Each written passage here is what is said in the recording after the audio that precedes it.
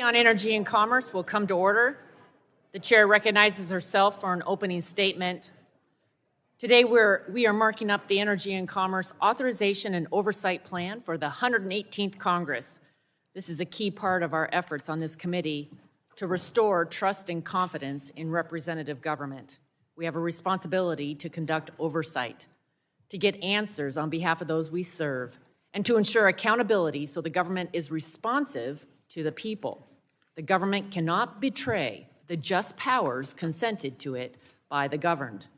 For 227 years, the Energy and Commerce Committee has been on the forefront of the most important issues before us as a nation. Millions of people are depending on us.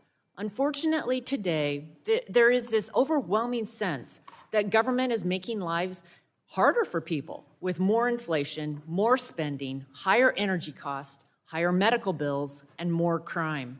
We have a lot of work to do to make people's lives better, and that is why our markup today to pass this plan is so important. Our oversight work will inform how we hold the Biden administration accountable, legislate, and plow the hard ground necessary to deliver results. This shouldn't be a partisan exercise. We will do the hard work of reclaiming Congress's Article I authority to reauthorize expired programs that are running on autopilot. For years, I've warned that when Congress delegates its power, the people's representatives become irrelevant, and therefore, the people of this great nation become irrelevant to a growing bureaucracy that isn't accountable to them. It shouldn't be this way. Executive agencies cannot continue to be disconnected or hostile to their core mission to serve we, the people.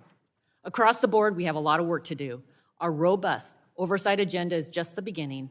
As I said yesterday in our joint Oversight and Health Subcommittee hearing with President Biden's public health officials, the American people deserve full accountability and transparency, nothing less. Let's come together to make sure we meet our responsibilities that made America the greatest experiment in self-governance the world has ever known. Thank you, and I look forward to adopting our authorizing and oversight plan this morning. Now recognize my friend, gentleman from New Jersey, Mr. Pallone, for 5 minutes for an opening statement. Thank you, Chairwoman Rogers. Today, we're meeting to mark up the Republican majority's authorization and oversight plan, which sheds some light on Republicans' priorities for this Congress. While there are some areas that are ripe for bipartisan collaboration, I'm disappointed to say that this Republican authorization and oversight plan outlines clear intention to undermine the tremendous progress we made in the last Congress. The American people want a Congress that works for them, not wealthy corporate interests. A Congress that meets the needs of everyday Americans, not one focused on cutting the critical programs they rely on and crippling the agencies that make these programs possible. Unfortunately, this authorization and oversight plan signals intentions to give handouts to the fossil fuel industry, neglect the urgency of a growing climate crisis, cut regulations at the expense of consumers, jeopardize health care affordability, and make cuts to Medicare and Medicaid. Moreover, instead of planning to conduct oversight of Big Pharma's outrageous price hikes on Americans, Republicans introduced legislation last week that would repeal the $35 a month cap on insulin for seniors and Medicare's ability to negotiate lower drug prices. So we as Democrats will aggressively oppose these actions, which would have a devastating and lasting impact on our nation's future.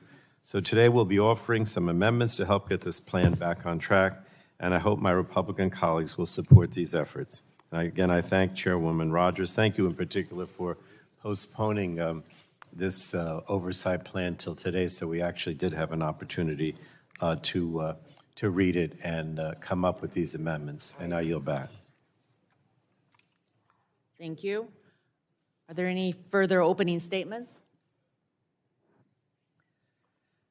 The chair calls up the resolution to adopt the committee authorization and oversight plan for the 118th Congress and asks the clerk to report.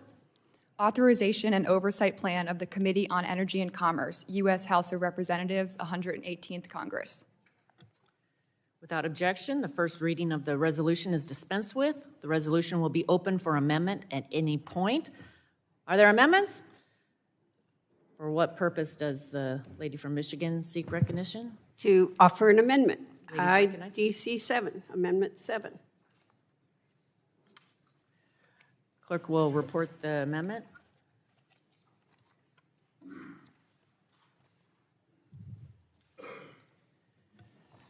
Amendment to the draft oversight plan offered by Ms. Dingell.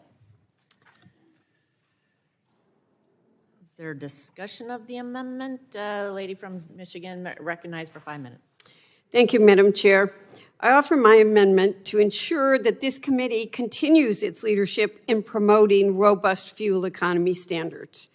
Federal fuel economy standards have spurred dramatic reductions in fuel consumption, greenhouse gas emissions, and harmful tailpipe pollution, providing much-needed relief to communities threatened by the climate crisis and suffering from the ill effects of air pollution.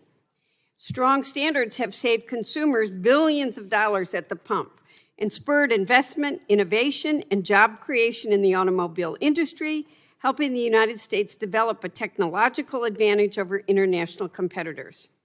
I applaud the Biden administration for adopting the most ambitious fuel economy increases in the nation's history and firmly believe that this committee should continue its good work assuring that our federal regulators establish the maximum feasible fuel economy standard. But I'm troubled that the Republicans' authorization and oversight plan fails to recognize the importance of robust fuel economy standards. High gasoline bills for our consumers, harmful pollutants with our kids that have asthma, and climate change cannot be an afterthought. I urge my colleagues to support my amendment, which will reaffirm this committee's leadership on overseeing the nation's fuel economy standards. Thank you, and I yield back. Further discussion on the amendment? Madam Speaker. Gentleman from Indiana? Recognized for 5 minutes. I strike the last word in opposition to the amendment. Gentleman's recognized for 5 minutes.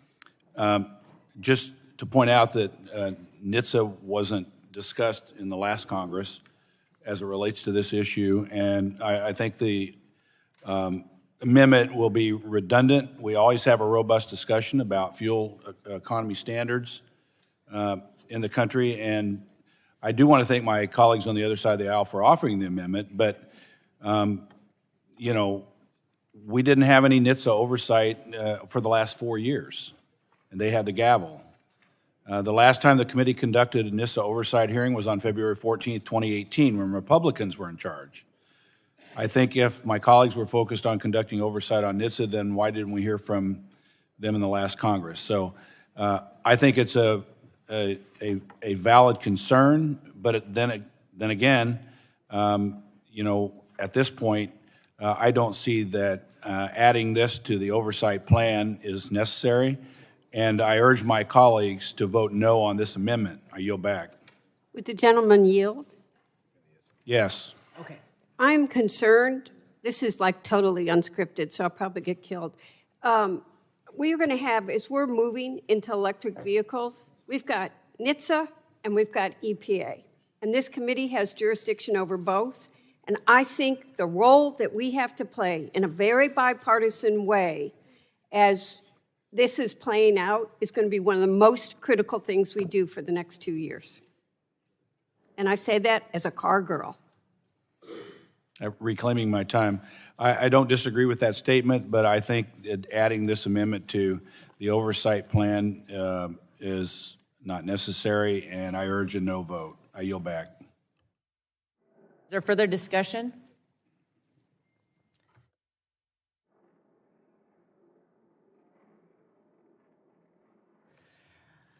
Lady from Illinois, for what purpose? You seek I just want to speak in favor of my colleague's resolution to include NHTSA. You know, she pointed out that we are absolutely moving forward when it comes to auto safety. We want to have the autonomous vehicles. This is going to be heavy on the agenda.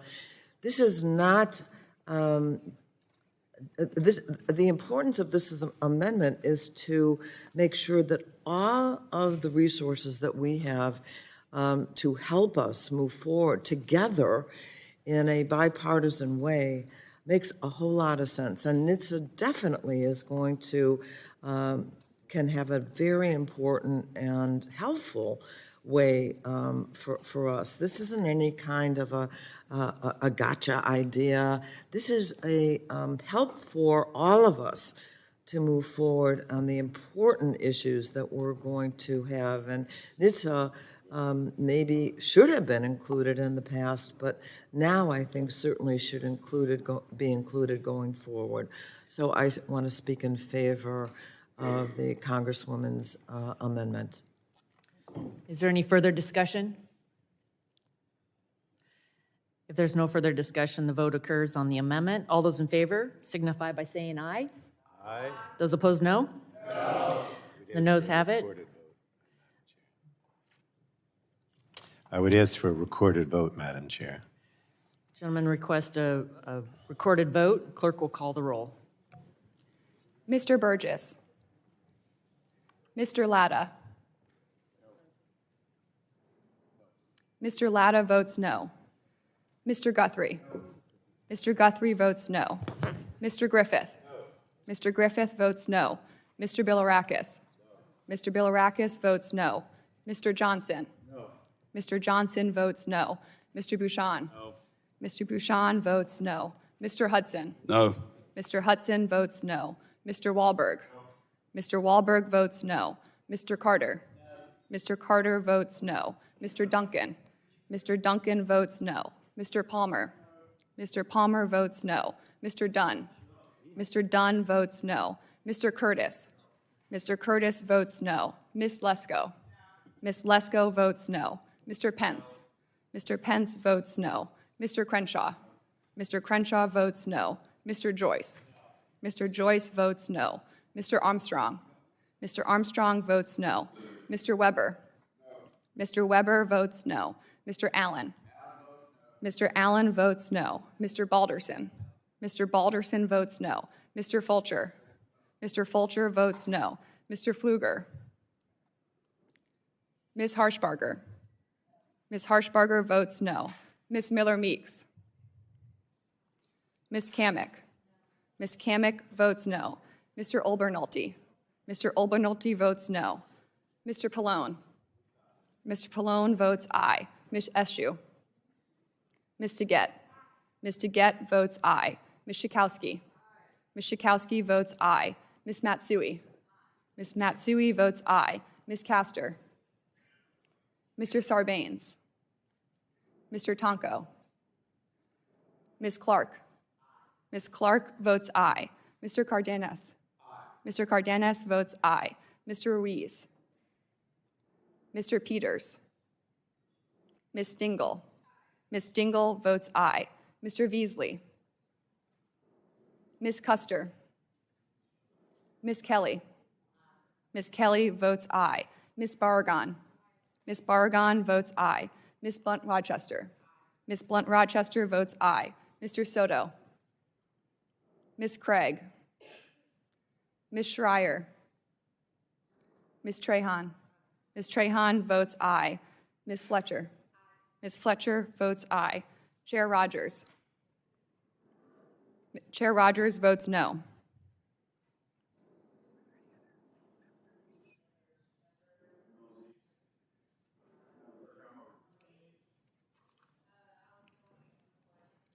Miller-Meeks is not recorded. Miller-Meeks is a no.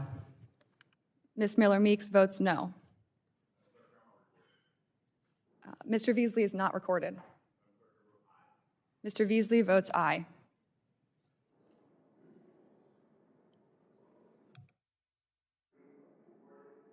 Mr. Ruiz is not recorded. Mr. Ruiz votes aye.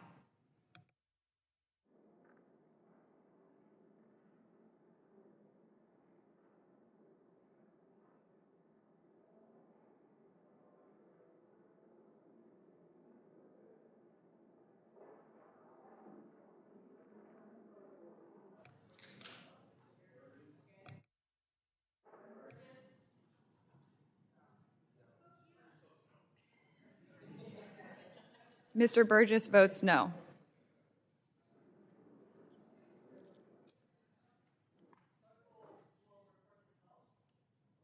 On that vote, there were 14 ayes and 28 noes.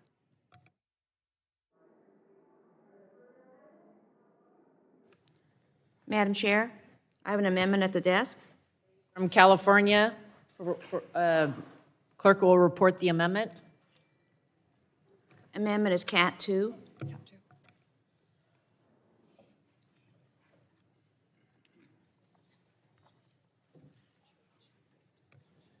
Amendment to the draft Oversight Plan, Broadband Affordability. Ladies recognized for 5 minutes. COVID-19 has been a painful reminder of what we already knew to be true. Regardless of age, zip code, or income level, Americans need to be able to get online. Yet for too long, the digital divide has left millions of American families without a path to succeed in the 21st century economy. Last Congress, we worked on a bipartisan basis to help struggling families stay online. While many families were grappling with lost wages and increased costs, we worked hard to keep broadband affordable. This Congress, I think we should continue that work so more students can do homework, work or find jobs, and families stay in touch. The blessing and curse of broadband affordability is that it affects all of our constituents. In small rural towns to major city centers, people are struggling to afford their internet connections. No one should have to make the difficult decision of choosing between groceries, rent, prescriptions, or broadband. That's why I think together we can make sure this committee continues to be a fierce advocate for expanding access by working hard to keep broadband affordable for all American families. I hope you join me in supporting this amendment to tear down barriers to broadband access and closing the digital divide.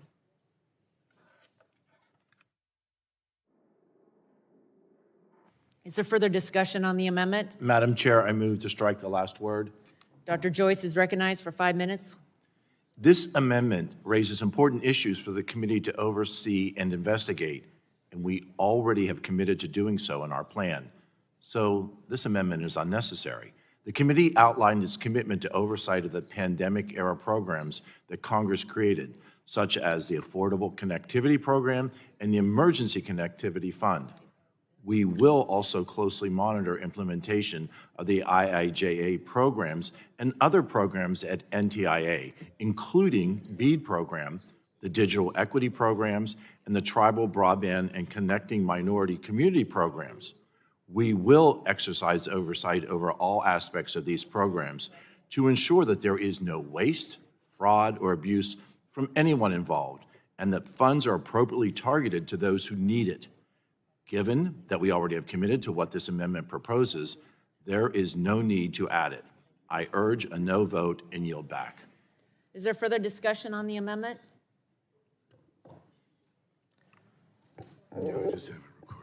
Okay, if there's no further discussion, a recorded vote has been requested. The clerk will call the roll. Mr. Burgess. Mr. Burgess votes no. Mr. Latta. Mr. Latta votes no. Mr. Guthrie. Mr. Guthrie votes no. Mr. Griffith. Mr. Griffith votes no. Mr. Bilirakis. Mr. Bilirakis votes no. Mr. Johnson. No. Mr. Johnson votes no. Mr. Bouchon. No. Mr. Bouchon votes no. Mr. Hudson. No. Mr. Hudson votes no. Mr. Wahlberg. Mr. Wahlberg votes no. Mr. Carter.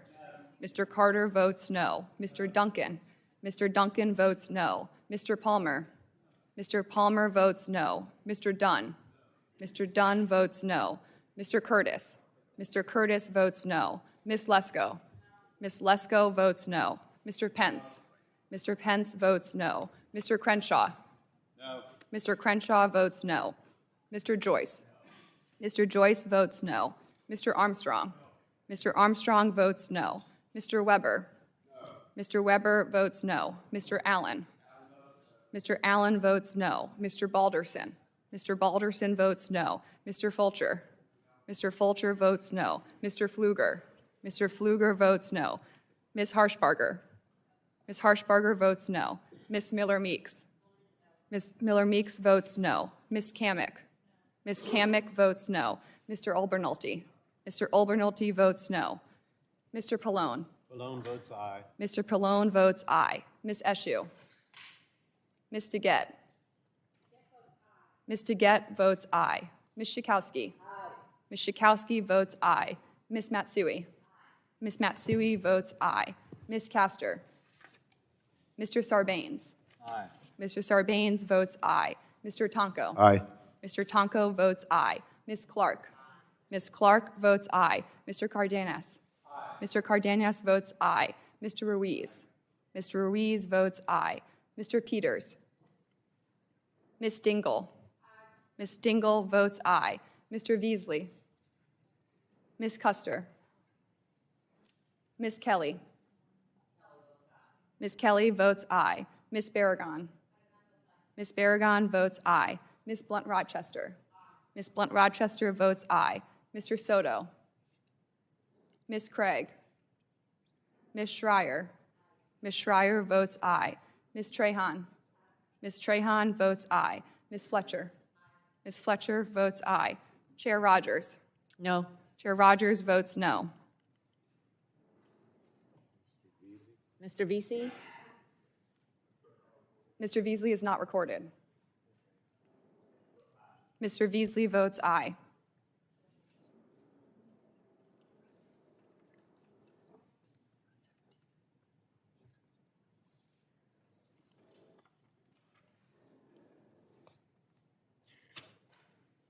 Clerk will report the result.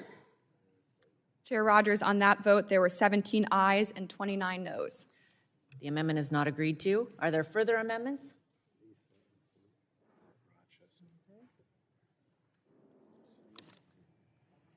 Madam Chair, I have an amendment at the desk labeled Health 2. The clerk will report the amendment. Amendment to the draft oversight plan offered by Ms. Blunt-Rochester. Lady from Delaware is recognized for 5 minutes. Thank you, Madam Chair. Gun violence, including mass shootings, suicides, and homicides, continue to plague our communities across the country. Every day, more than 110 Americans are killed with guns, and more than 200 are shot and wounded. In 2020, gun injuries became the leading cause of death for children in the United States, surpassing automobile deaths and disease.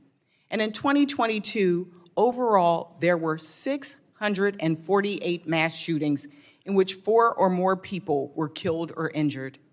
Last Congress, after nearly 30 years of gridlock, horrific mass shootings, and countless innocent lives lost, members from both sides of the aisle came together to pass the bipartisan Safer Communities Act, the most significant gun violence reduction legislation in decades.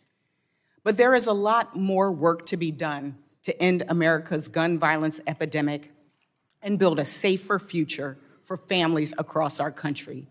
Addressing the gun violence epidemic should be a bipartisan priority for this committee, and I'm concerned that the proposed oversight plan does not include any committee activity related to addressing gun violence. This is why I'm offering this amendment to continue this committee's oversight of agency actions to address the impact of gun violence on public health and the mental health of our children. Thank you, and I yield back. Is there further discussion on the amendment? Gentlemen, Mr. Hudson's recognized for 5 minutes. Thank you. I move to strike the last word. As the father of a first grader, I'm not blind to the increase in violent crime, and I recognize the need to do everything we can to protect our students when they're in school. In fact, this has been one of my priorities since I first got to Congress. That's why I've introduced legislation in the past, like the STOP 2 Act, last Congress, to provide critical mental health counseling to our nation's school to reach these troubled students before they reach a breaking point. Imagine if we'd had a guidance counselor intervene with the Uvalde shooter before he dropped out of high school. That's how we're going to solve this crisis. We even offered this legislation as a motion to recommit last Congress, and every single Democrat voted against it. In fact, many of these provisions were included in legislation that my colleague just mentioned that was signed into law last Congress. This past June, the Safer Communities Act, signed into law, included $15 billion in mental health and school safety funding, and that language was taken directly from legislation I wrote. Additionally, the Consolidated Appropriations Act from 2020 to 2022 provided $12.5 million per year to NIH to conduct research on firearm injury and mortality prevention. This is something I've fought for year after year. The CDC is also conducting research to identify risk and protective factors associated with firearms violence. Our oversight plan, if you look at page 5 under section mental health crisis, covers this exact issue. It says that the committee will examine regulations drafted under 21st Century Cures Act, which under Republican leadership was the largest mental health reform in a generation. It mentions the Consolidated Appropriations Act. It says that we're going to examine these very carefully. So that this is already included. This is duplicative. It's covered under our plan. Committee should focus on continuing our legacy to advance bipartisan solutions that will improve access to health care for Americans and ensuring agencies focus on their intended purpose. And I would ask my colleagues, if this is indeed a priority for all of us, why didn't you do anything about this in the last 2 years when you had the majority? My colleague mentioned that our plan isn't good enough. Well, last Congress, the Democrat majority didn't even offer a plan. And so I think what we're seeing here is a little bit of theater, folks, and it's a shame because this committee has a long history of bipartisan work. And this is an issue that's too important to play political games. And I believe this amendment is nothing but a political football. And so I think we should vote this down. But let me say to my colleague, I commit to work with you on this. Again, I've dedicated my time in Congress to this issue. And if we want to help end this scourge of violence, I pledge to work with you to let's address the actual causes of this violence. My sister was a guidance counselor in the public school system. And I learned from her how overworked our guidance counselors are. They have to administer tests. They have hundreds of students that they're responsible for. My sister said if she added up all of her time, and if she gave each kid equal time, she would have a few minutes each year with each kid. That's why the legislation that I wrote that was included in the Safer Communities Act last June is so important, because we're going to put more guidance counselors in schools. What if we were able to put one guidance counselor in every school in America who focuses on the troubled kids in that school? We're talking about generational change by intervening before these kids reach a crisis point. That's how we're going to end this scourge. And I pledge to work in a bipartisan way with my colleagues under the existing plan, which covers this issue. And I believe we can make a difference. I think we can be proud of our time here together. Gentleman yield. Will the gentleman? I'll yield to Mr. Burgess. I appreciate him bringing this up. I appreciate his work. As you know, Drew Ferguson of Georgia and I have worked on the behavioral intervention guidelines that also was passed in the last Congress. I do think this is an appropriate place where we should focus. But I'll also just point out that Secretary Azar came and testified during his views and estimates on the budget in the previous administration. He talked about the data collection of the CDC. We just had a very lengthy oversight hearing on the CDC, and one of the problems is they silo their data and it's not operational. That's one of the places where I think we could all work together. I thank the gentleman for yielding. Thank you for his work on this, and I'll yield back. Well, I thank the gentleman. I think that's a good point. I think, listen, we've passed some pretty good legislation over the last few years, and it is the intention of this majority to do vigorous oversight. You know, the last 2 years we had no oversight. Last 2 years we had no hearing on this topic. We're in charge now, and we're going to focus on this, and I look forward to doing it in a very bipartisan way. This is not a political issue for me as a father. This is a hard issue, and I look forward to working with the members of this committee going forward. And with that, I yield back. Is there further discussion? Gentleman from California, Mr. Cardenas. Move to strike the last word. Gentleman's recognized for 5 minutes. Thank you, Madam Chair. Appreciate this opportunity for us to have this dialogue, but I want to set the record straight. The gun violence bill that passed the House of Representatives in the last Congress didn't receive Republican votes. So I just want to set that for the record. We are in the committee with the largest, broadest jurisdiction of any policy committee in the House of Representatives. For us to not claim responsibility for the dialogue and the policy and the discussions and the moving forward to make America safer for all Americans would be derelict of the duties of the Energy and Commerce Committee. in my opinion. I'm a father too, and I'm a grandfather. And I happen to have a brother who is a doctor of psychology. And for most of his career, spanning decades, he has worked with youth in our high school that we attended and youth throughout our community. And let me tell you, violence and gun violence is not only something that is a problem in this country, it's an epidemic. In fact, in the United States of America, so far in 2023, we've had more mass shootings than days in the year. Yes, in our great country. It would be a dereliction of duty if we did not make sure that this committee worked to address these issues, hopefully in a bipartisan way. And it's beyond me that there are hundreds of members of the United States Congress that refuse to acknowledge that guns have anything to do with it. We have more guns in America than people.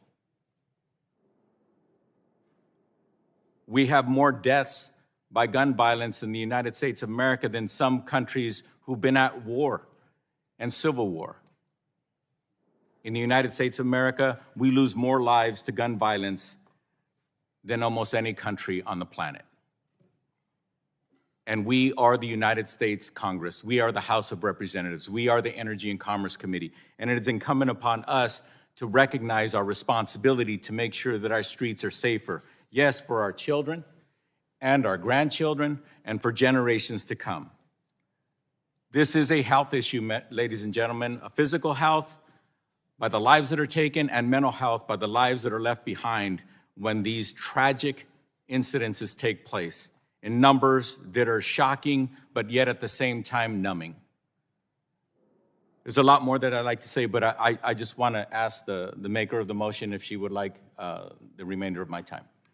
Thank you, Mr. Cardenas. I yield. I just want to first thank Mr. Hudson for your comments, also for highlighting page 5 on the plan.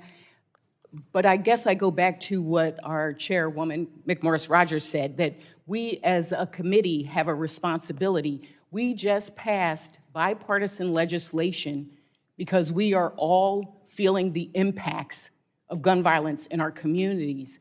And just like you got provisions in the bill, so did I. And I'd like to see us have oversight over those things that we all fought for.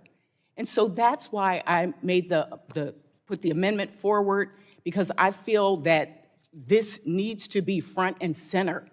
And we need to hold everybody accountable and make sure that we're getting the intended results. And so I thank you for your offer to work with us. But I would encourage all of my colleagues that if we don't want to abdicate our responsibilities, here is an opportunity to pass this amendment. Thank you, and I yield back. Gentleman from Utah. Madam Chair, I move to strike the last word. Gentleman's recognized for 5 minutes. I'd like to yield to my colleague, Mr. Hudson. Thank the gentleman, and I thank my colleague for your comments and for the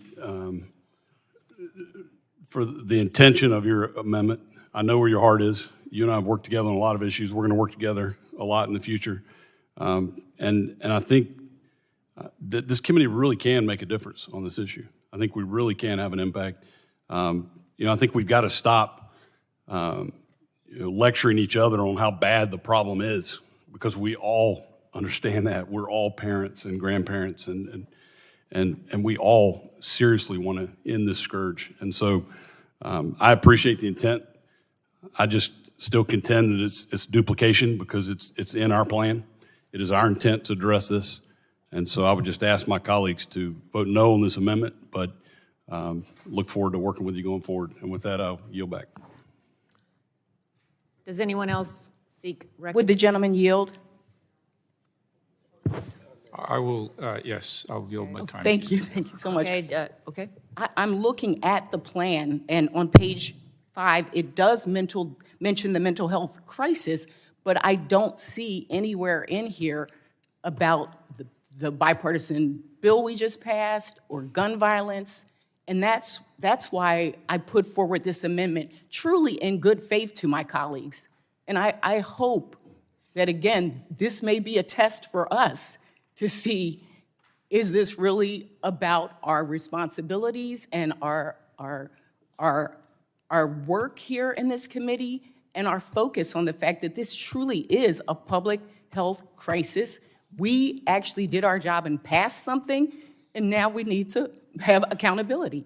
And so, again, I ask, I don't see it. If you can show me in the plan, that would be helpful. I yield back. I yield to Mr. Hudson. You're doing a great job conducting this, Mr. Curtis. Thank you for yielding. Yeah, I appreciate the question. And so if you look at page 5, we mentioned the Consolidated Appropriations Act, and the Safer Communities Act was included in that Consolidated Appropriations Act. In addition, as I mentioned, $12.5 million of NIH funding. NIH obviously covered under HHS, CDC.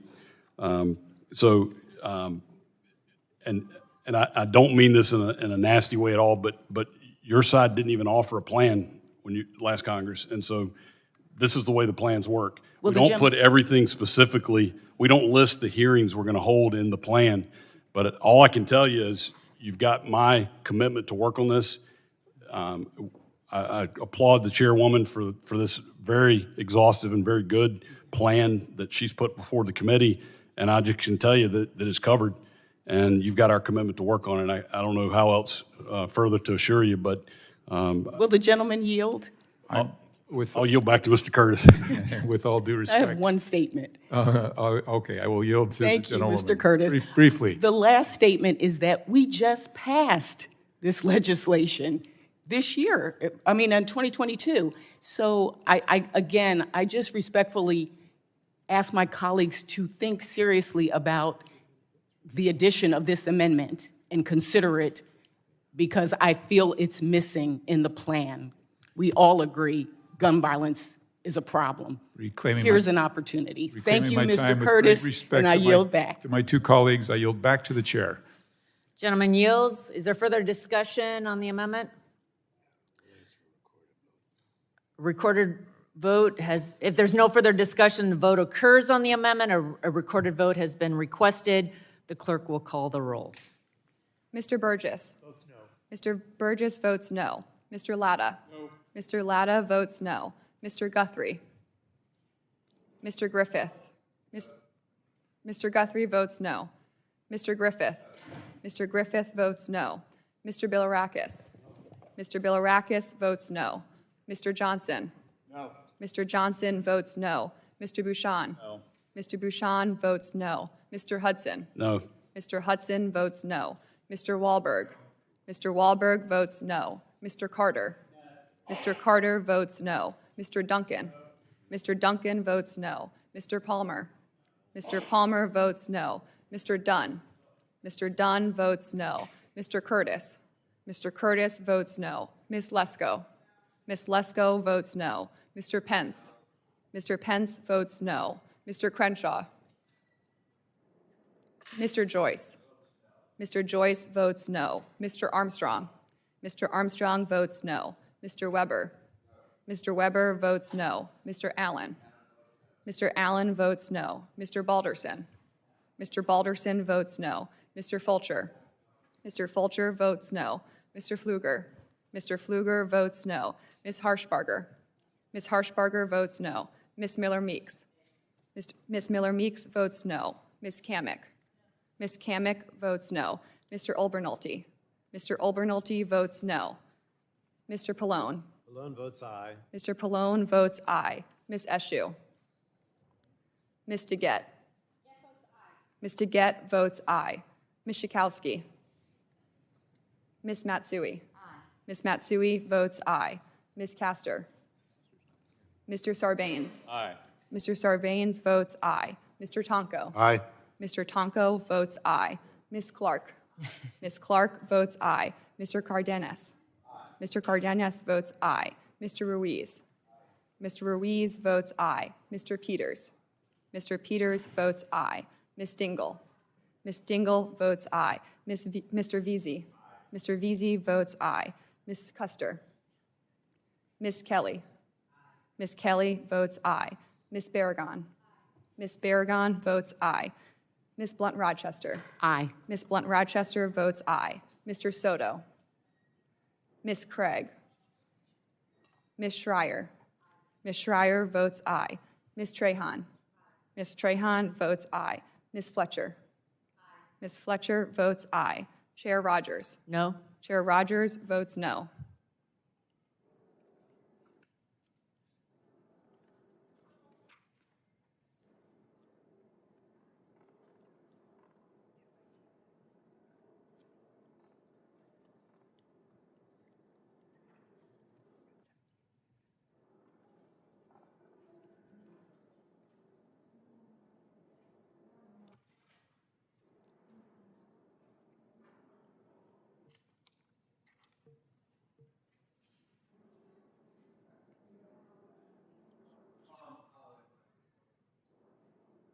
Mr. Pence is recorded.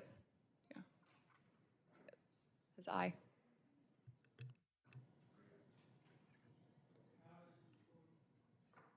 Mr. Palmer? Oh, Mr. Pence is recorded as a no.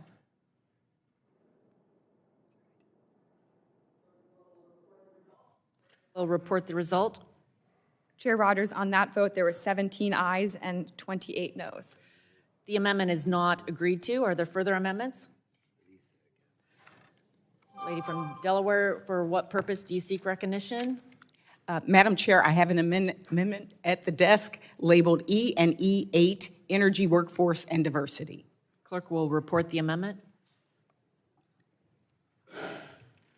Amendment to the draft oversight plan offered by Ms. Blunt-Rochester. Ladies recognized for 5 minutes in support of the amendment. Thank you, Madam Chair. This amendment will continue this committee's longstanding commitment to the oversight of the energy workforce.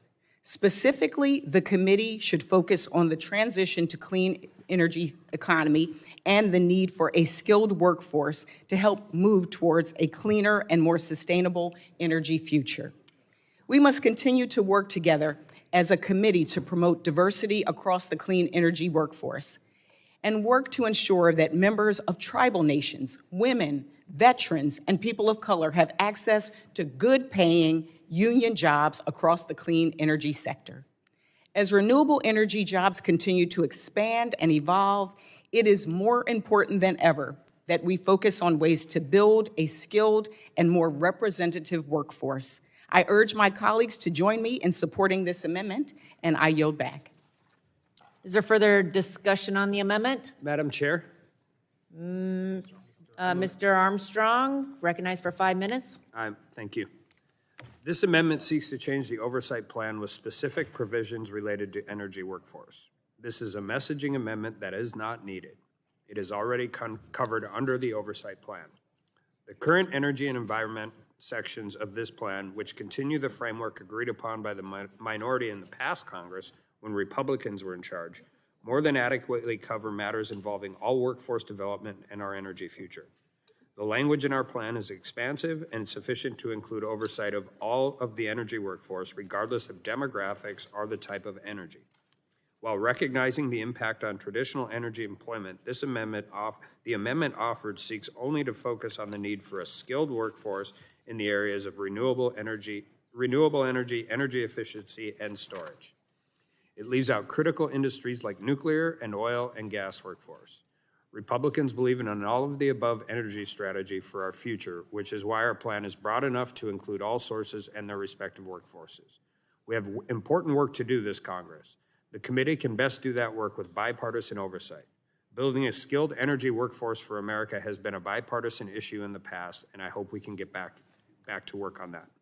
In summary, ensuring this oversight plan is broad and encompassing will enable us to prioritize those issues that are key to improving the lives of Americans, particularly through affordable and reliable energy. I urge a no vote on this amendment, and I yield back.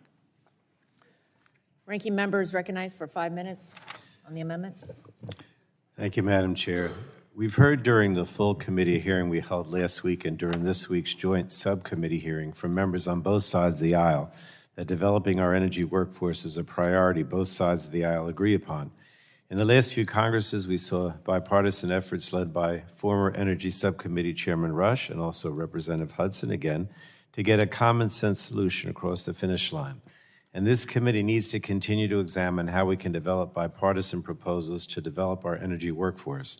And while we do this, we have to ensure that communities that have been traditionally excluded from the energy industry are not excluded from them going forward as the energy transition continues. So again, this committee has paid bipartisan attention to this issue in the past. I hope that both sides of the aisle here can pay attention to this issue in the 118th Congress, which is why I do think we need to pass this amendment. And with that, I yield back, Madam Chair.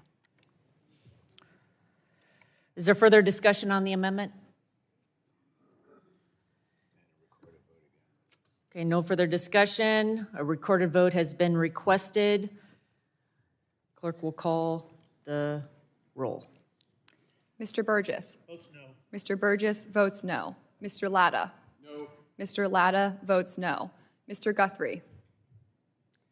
Mr. Griffith. No. Mr. Griffith votes no.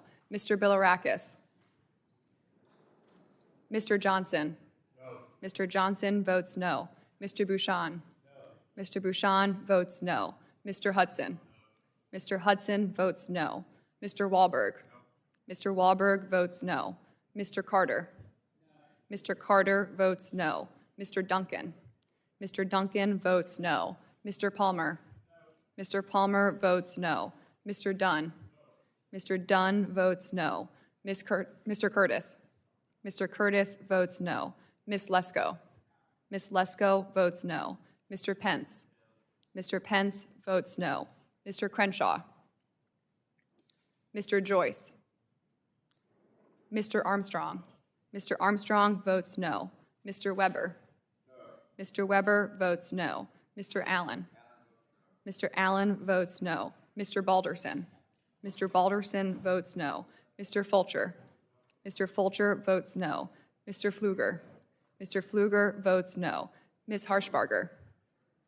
Ms. Harshbarger votes no. Ms. Miller-Meeks. Ms. Miller-Meeks votes no. Ms. Kamick. Ms. Kamick votes no. Mr. Olbernolte. Mr. Olbernolte votes no. Mr. Pallone. Mr. Pallone votes aye. Ms. Eshoo. Ms. DeGette. Ms. DeGette votes aye. Ms. Schakowsky. Ms. Matsui. Ms. Matsui votes aye. Ms. Castor. Mr. Sarbanes. Aye. Mr. Sarbanes votes aye. Mr. Tonko. Aye. Mr. Tonko votes aye. Ms. Clark. Ms. Clark votes aye. Mr. Cardenas. Mr. Cardenas votes aye. Mr. Ruiz. Mr. Ruiz votes aye. Mr. Peters. Mr. Peters votes aye. Ms. Dingell. Mr. Veazey. Mr. Veazey votes aye. Ms. Custer. Ms. Kelly. Ms. Kelly votes aye. Ms. Barragan. Ms. Barragan votes aye. Ms. Blunt-Rochester. Aye. Ms. Blunt-Rochester votes aye. Mr. Soto. Ms. Craig. Ms. Schreier. Ms. Schreier votes aye. Ms. Trahan. Ms. Trahan votes aye. Ms. Fletcher. Ms. Fletcher votes aye. Chair Rogers. Chair Rogers votes no. Mr. Guthrie is not recorded. Mr. Guthrie votes no. Mr. Bilirakis is not recorded. Mr. Bilirakis votes no. Mr. Joyce is not recorded. Mr. Joyce votes no. Ms. Dingell votes aye.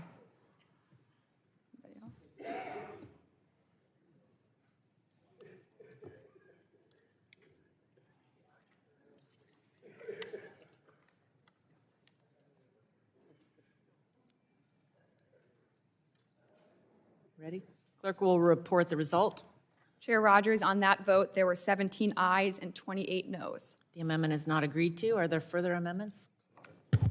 Madam Chair, I have an amendment at the desk labeled Section 230, Cat 3. Clerk will report the amendment. Amendment to the draft oversight plan offered by Ms. Clark. Lady is recognized for 5 minutes in support of the amendment.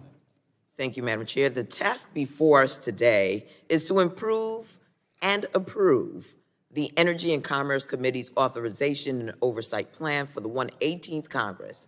And while I know the document we are discussing is not intended to cover every issue the committee may consider, I think we can all agree that it should reflect the priorities of the committee. I'm heartened to see on page 1 that the committee plans to focus its oversight authority on, and I quote, ensuring laws are adequate to protect the public interest or are being implemented in a manner that protects the public interest, end quote. I'm glad to see that in this document because it is an important part of our work. The amendment I'm offering today fits squarely into that category. It simply adds to the oversight plan an explicit reference to Section 230 of the Communications Decency Act, a statute which is of significant interest to members on both sides of the aisle and has been a topic of discussion in this committee in recent years. There's no doubt that Section 230 has allowed the internet to flourish and has contributed to today's digital economy. But I think there is also bipartisan agreement about the importance of examining how Section 230 is being applied today and whether it has had unintended consequences, considering decades of judicial opinions, some of which have, perhaps, interpreted the statute beyond the intentions of Congress. I recognize this is a complicated, complex discussion, and this amendment does not assume any conclusions, but I think it is important, nonetheless, to acknowledge in this document the committee's jurisdiction over the provision, particularly as other committees in this body have also been discussing it. We've all read and heard about the devastating stories about the harmful effects of social media on teens, including teen girls, and the heartbreaking stories of people who have lost their lives due to the illegal sale of fentanyl and other dangerous drugs through online platforms, not to mention the serious civil rights questions that have arisen. These issues remind us that there is an urgency to our work in examining how and whether Section 230 has a role in these kinds of tragedies and whether its application has prevented online platforms from being held accountable and doesn't incentivize them from preventing these tragedies in the future. So again, this amendment would just insert language into the oversight plan indicating that the committee has important oversight work with respect to Section 230 and is something I think we should all be able to agree upon. I urge my colleagues to vote yes on this amendment, and I yield back the remainder of my time. Discussion on the amendment. Gentleman from Georgia, Mr. Carter, recognized for 5 minutes. Madam Chair, I claim time in opposition to this amendment. Madam Chair, this amendment is redundant. The plan already includes oversight of the internet ecosystem and the Communications Decency Act as a whole.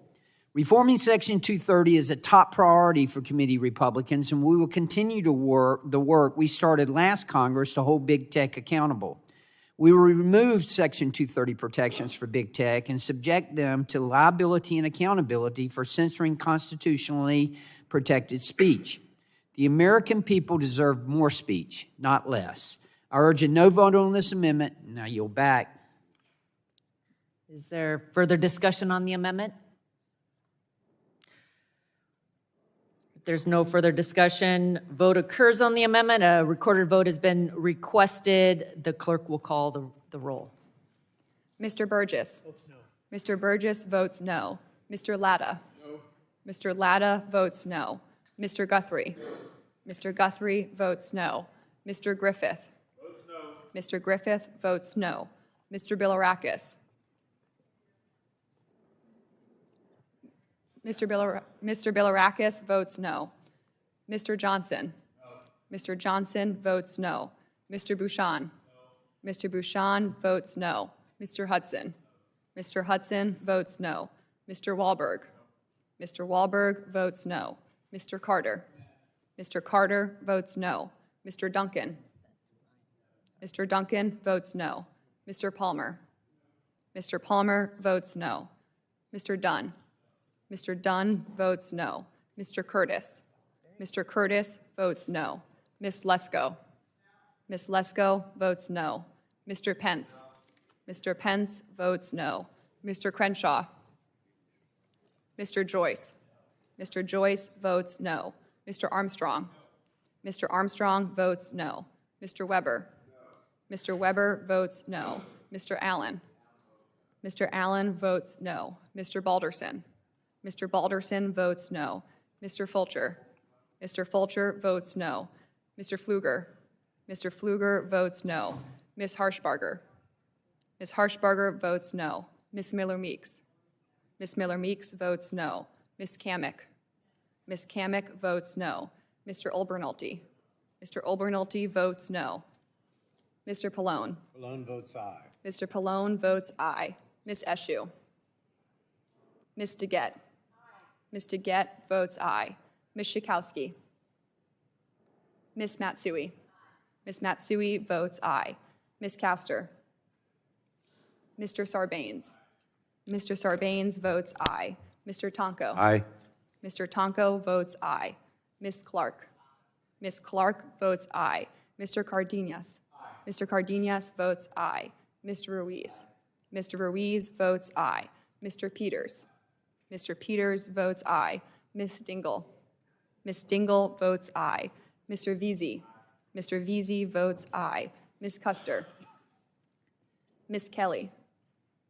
Ms. Kelly votes aye. Ms. Barragan. Aye. Ms. Barragan votes aye. Ms. Blunt-Rochester. Aye. Ms. Blunt-Rochester votes aye. Mr. Soto. Ms. Craig. Ms. Schreier. Ms. Schreier votes aye. Ms. Trahan. Ms. Trahan votes aye. Ms. Fletcher. Ms. Fletcher votes aye. Chair Rogers. No. Chair Rogers votes no.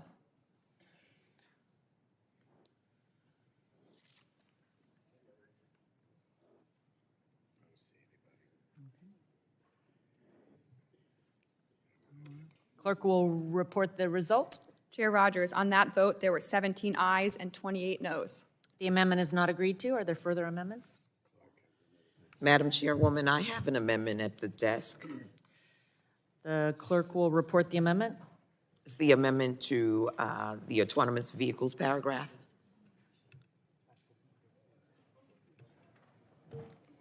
Amendment to the draft oversight plan offered by Ms. Clark. The lady is recognized for 5 minutes in support of her amendment. Thank you very much, Madam Chair. Autonomous vehicles, AVs, hold the promise of revolutionizing the way we travel and conduct commerce. But the United States cannot reap all of the benefits of AVs without workforce protections for those whose jobs may be disrupted through this transformation. 4 million people in the United States are employed as drivers, including over 2.7 million truck drivers, nearly 600,000 school bus drivers, taxi drivers and chauffeurs, and over 150,000 bus and transit drivers. Regrettably, the Republicans' authorization and organization plan fails to mention, let alone address, possible workplace disruptions brought by the deployment of AVs. Their plan also appears to undermine America's fundamental right to seek justice in the courts. When manufacturers fail to design and construct safe vehicles, the American public still has a crucial means of recourse: the courts.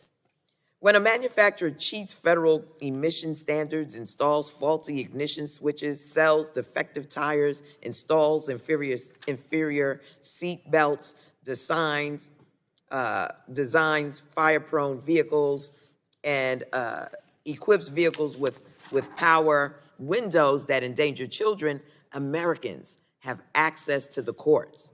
When the federal safeguards and manufacturers' goodwill is simply not enough, Americans have access to the courts. And it is this public accountability, Americans' access to the courts, that encourages manufacturers to design vehicles free of defects and issues. But the Republicans' authorization and oversight plan dismisses such lawsuits as frivolous litigation. As we transition to the AV era, consumers' right to seek justice cannot be jeopardized and must be maintained. My amendment will right these wrongs and help ensure that this committee supports the safe, responsible deployment of AVs. With that, Madam Chair, I yield back the balance of my time. Is there further discussion on the amendment? Gentleman Madam- from Ohio, sorry. Madam Chair, thank you. Strike the last word. Gentleman's recognized for 5 minutes. Well, thank you very much, Madam Chair. I rise in opposition to the amendment. In the 115th Congress, this committee did stellar work on the self-drive bill. We had over 300 staff meetings on this piece of legislation alone. We held countless meetings with our members, Republican and Democrat. We then also went out and talked with all of the industries and individuals across Washington and then across the country. We worked hard to make sure we came up with the best piece of legislation we could come up with, and I think we did. We also listed groups that were going to be affected by this: the disabled, our senior citizens, those individuals out there that are homebound today because they don't have transportation. And I know it for a fact because my mother suffered from a severe eye defect for a good portion of her entire life. She was dependent on my dad, my sister, and me for transportation. And it was also important because, you know, when in the last Congress, that when legislation was up on the INVEST Act, our good friend and colleague from Florida, the now chairman of the subcommittee on Innovation, Data, and Commerce, brought forward an amendment that would make sure that in the such safety title that would grant transportation benefits to individuals living with disabilities by prohibiting a state from issuing a license for the operation of a highly autonomous vehicle in a manner that discriminates on the basis of disability. And again, the National Federation of the Blind sent a letter in support, and the Democrats said no. Madam Chair, I ask that this letter be made part of the record today.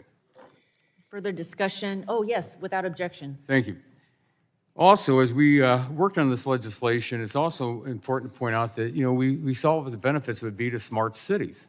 Columbus, Ohio was one of the first smart cities in the country, and what would happen would be that not only would you have your traffic lights and your vehicles all going at the same time, so they'd be going through the city that you didn't have traffic congestion, we'd also save energy because you wouldn't have that stop-and-go traffic. We've wasted 4 years in not implementing this legislation. We've had traffic fatalities going up, not down.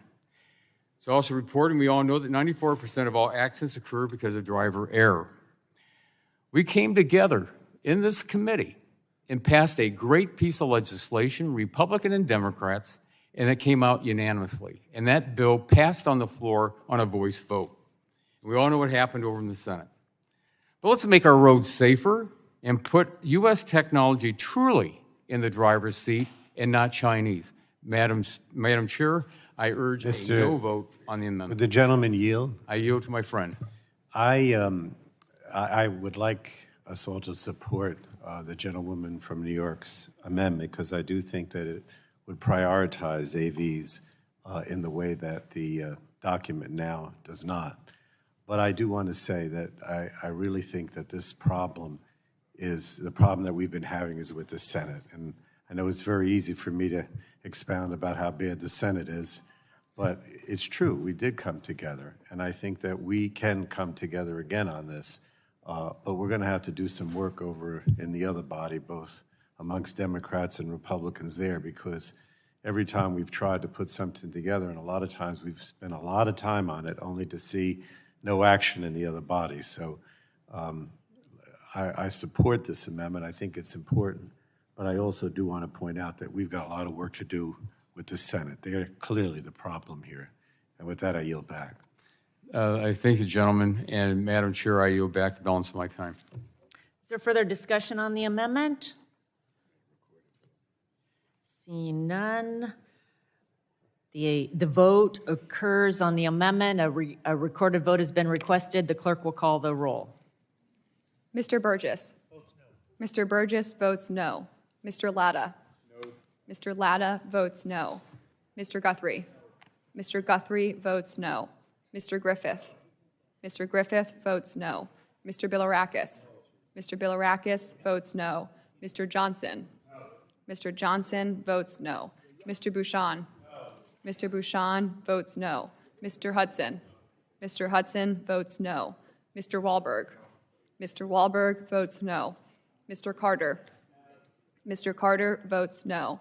Mr. Duncan. Mr. Duncan votes no. Mr. Palmer. Mr. Palmer votes no. Mr. Dunn. Mr. Dunn votes no. Mr. Curtis. Ms. Lesko. Ms. Lesko votes no. Mr. Pence. Mr. Pence votes no. Mr. Crenshaw. Mr. Joyce. Mr. Joyce votes no. Mr. Armstrong. Mr. Weber. Mr. Weber votes no. Mr. Allen. Mr. Allen votes no. Mr. Balderson. Mr. Balderson votes no. Mr. Fulcher. Mr. Fulcher votes no. Mr. Pfluger. Mr. Pfluger votes no. Ms. Harshbarger. Ms. Harshbarger votes no. Ms. Miller-Meeks. Ms. Miller-Meeks votes no. Ms. Kamick. Ms. Kamick votes no. Mr. Olbernolte.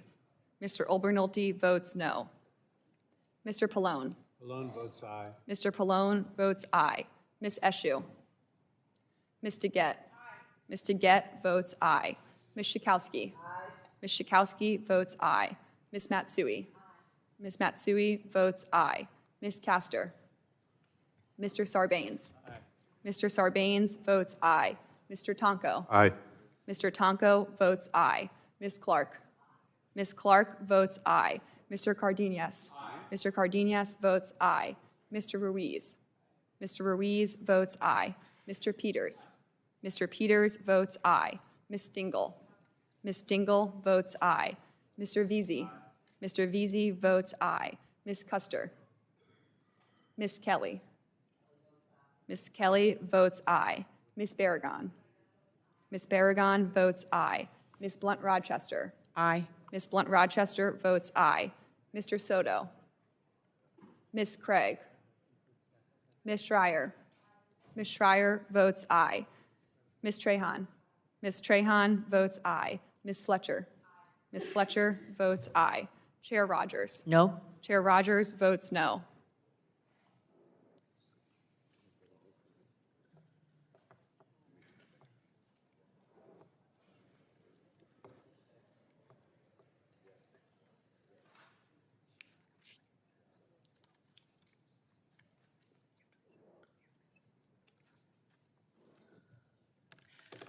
The clerk will report the result. Chair Rogers, on that vote, there were 18 ayes and 26 noes. The amendment is not agreed to. Are there further amendments? Lady from Michigan, for what purpose do you seek recognition?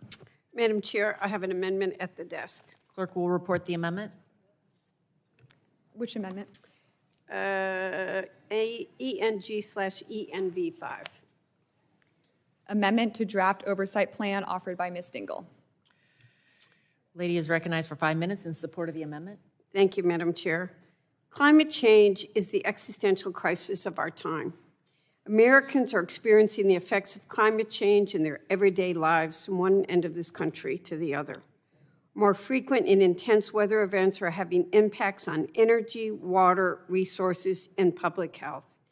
And I know my Republican colleagues have been talking about their interest in climate policy. So I was disappointed when I noticed the plan before us says that the committee will conduct oversight to ensure that international agreements and the EPA's rules are scientifically well-grounded. That sounds like more of the same attacks on every effort to address the immense challenge of climate crisis. That's not a commitment to seriously examine the issue. We cannot continue to double down on the same false solutions. This committee needs to work towards building a cleaner future for all communities and ensuring the clean energy transition works for everyone. Thankfully, the U.S. industry is driving innovation and rapid growth in the clean energy economy. In 2021, the United States set records for clean energy deployment, bringing enough new solar and wind projects online to power 10 million homes. Further, clean energy is the largest job creator in our energy sector. Over 3 million Americans were employed in clean energy jobs in the same year, and these figures are expected to grow. Additionally, the state of Michigan, my home state, and what we want to keep the global center of the automotive industry, is leading the charge in the revolution in mobility and to electrify our transportation sector. More battery, electric, hydrogen, and fuel cell vehicles are rolling off the assembly lines nationwide than ever before, and it's just the beginning for both consumers and workers. The committee must examine ways to build off this work and identify more opportunities that will benefit our constituents and the entire U.S. economy. My Republican colleagues have expressed significant interest in examining opportunities to create new businesses and jobs, and my amendment would do that and more. Democrats have laid the groundwork by passing the single largest climate investment in history as part of the Inflation Reduction Act. This law is expected to reduce emissions by up to 40% by 2030 and will leverage up to $1.7 trillion in new investments over the next 10 years, putting our nation on track to a greener, more resilient future. The law will also create an estimated 9 million jobs, boost local economies, and ensure that those communities that have been disproportionately impacted and overburdened by pollution are not left behind, which is a real danger in the clean energy transition. Now is not the time to change course. We must continue oversight and examine ways we can continue delivering for the American people. The climate crisis demonstrates repeatedly that our economic security, national security, and environmental security goals are completely interconnected. If you agree that we should examine the issues related to climate change, remember that they're all interconnected, including the immense opportunity to address the climate crisis for jobs, the opportunity it presents for creating jobs. I hope you would vote for my amendment. I urge all my colleagues to support this amendment, and I yield back the balance of my time. Further discussion on the amendment? Gentleman from Ohio. Madam Chair, I claim time in opposition of the amendment. Mr. Johnson's recognized for 5 minutes. Madam Chair, this amendment strikes from the plan committee oversight to consider whether the international climate agreements or EPA regulations related to climate are scientifically and statutorily well-grounded. We should want both our domestic and international climate policy to be legal, in other words, statutorily well-grounded, and based on science, including public health science. We should not support striking those two essential oversight considerations when conducting oversight on climate policy. This amendment strikes language providing for essential oversight of the federal government's international and regulatory efforts on climate change. Moreover, the proposed language on the offsets of climate change on human health, specifically with a focus on vulnerable populations, is already covered in the broad language of this plan, both under the existing language and the broader oversight of the Clean Air Act, as is oversight on related resilience, the objective of affordable, reliable energy to make communities, all communities, by the way, prosperous. This committee owes it to the American people to ensure the statutes and science guiding these regulatory decisions are well-grounded. Madam Chair, I urge a no vote on this amendment, and I yield back. Is there further discussion on the amendment? If there's no further discussion, the vote occurs on the amendment. A recorded roll call has been requested. The clerk will call the roll. Mr. Burgess. Mr. Burgess votes no. Mr. Latta. Mr. Latta votes no. Mr. Guthrie. No. Mr. Guthrie votes no. Mr. Griffith. No. Mr. Griffith votes no. Mr. Bilirakis. Mr. Bilirakis votes no. Mr. Johnson. No. Mr. Johnson votes no. Mr. Bouchon. No. Mr. Bouchon votes no. Mr. Hudson. Mr. Wahlberg. Mr. Wahlberg votes no. Mr. Carter. Mr. Carter votes no. Mr. Duncan. Mr. Duncan votes no. Mr. Palmer. Mr. Palmer votes no. Mr. Dunn. Mr. Dunn votes no. Mr. Curtis. Ms. Lesko. Ms. Lesko votes no. Mr. Pence. Mr. Pence votes no. Mr. Crenshaw. Mr. Joyce. Mr. Joyce votes no. Mr. Armstrong. Mr. Armstrong votes no. Mr. Weber. Mr. Weber votes no. Mr. Allen. Mr. Allen votes no. Mr. Balderson. Mr. Balderson votes no. Mr. Fulcher. Mr. Fulcher votes no. Mr. Pfluger. Mr. Pfluger votes no. Ms. Harshbarger. Ms. Harshbarger votes no. Ms. Miller Meeks. Ms. Miller Meeks votes no. Ms. Kamick. Ms. Kamick votes no. Mr. Olbernolte. Mr. Olbernolte votes no. Mr. Pallone. Pallone votes aye. Mr. Pallone votes aye. Ms. Eshoo. Ms. DeGette. Ms. DeGette votes aye. Ms. Schakowsky. Ms. Schakowsky votes aye. Ms. Matsui. Ms. Matsui votes aye. Ms. Castor. Mr. Sarbanes. Aye. Mr. Sarbanes votes aye. Mr. Tonko. Aye. Mr. Tonko votes aye. Ms. Clark. Ms. Clark votes aye. Mr. Cardenas. Mr. Cardenas votes aye. Mr. Ruiz. Mr. Ruiz votes aye. Mr. Peters. Mr. Peters votes aye. Ms. Dingell. Ms. Dingell votes aye. Mr. Veazey. Mr. Veazey votes aye. Ms. Custer. Ms. Kelly. Ms. Kelly votes aye. Ms. Barragon. Ms. Barragon votes aye. Ms. Blunt-Rochester. Ms. Blunt-Rochester votes aye. Mr. Soto. Ms. Craig. Ms. Schreier. Ms. Schreier votes aye. Ms. Trahan. Ms. Trahan votes aye. Ms. Fletcher. Ms. Fletcher votes aye. Chair Rogers. No? Chair Rogers votes no.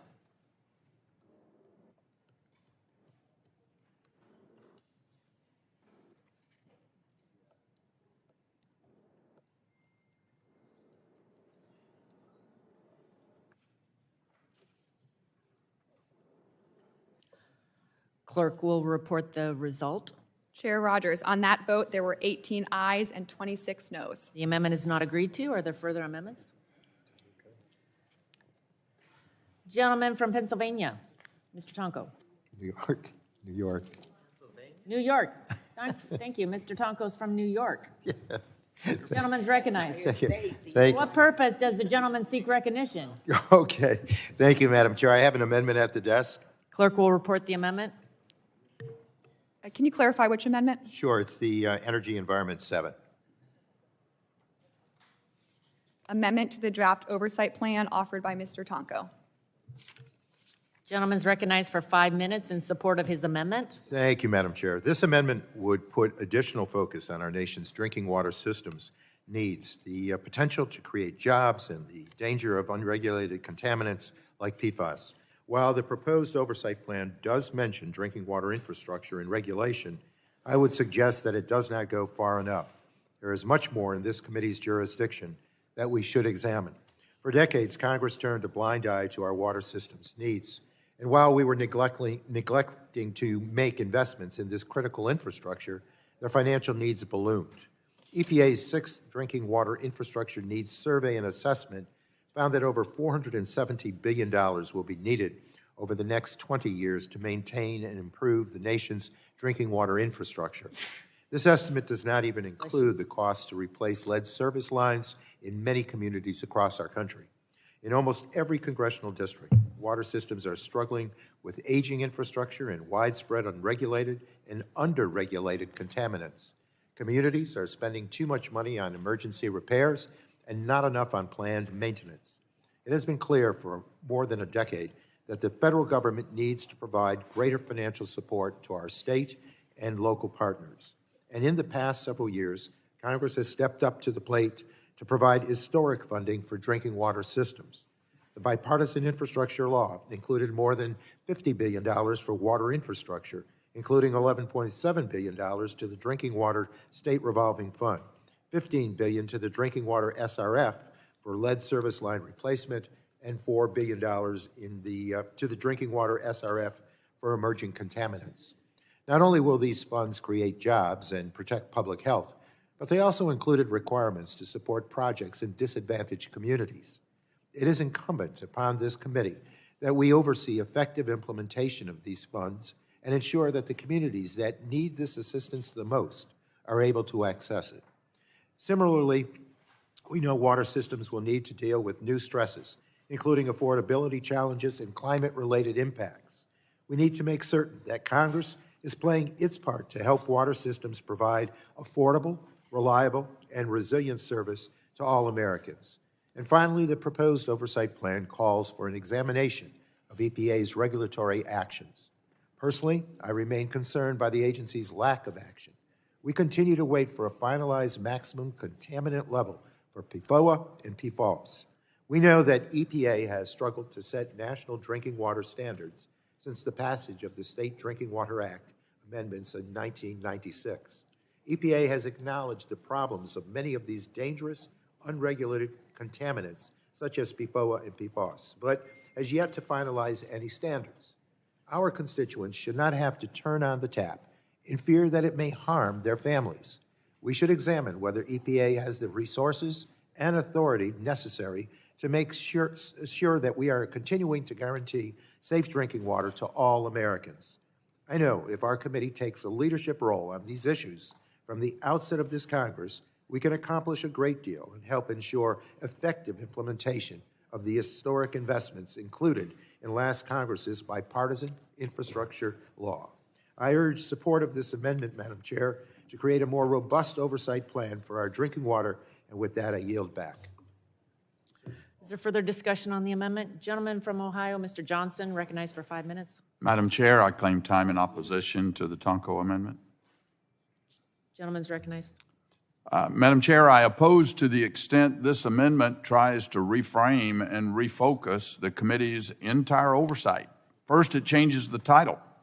Second, it wants the committee to focus on national and state needs. I would submit, after the enormous sums of money that just went out the door for these purposes, that this kind of examination should have occurred before writing those checks.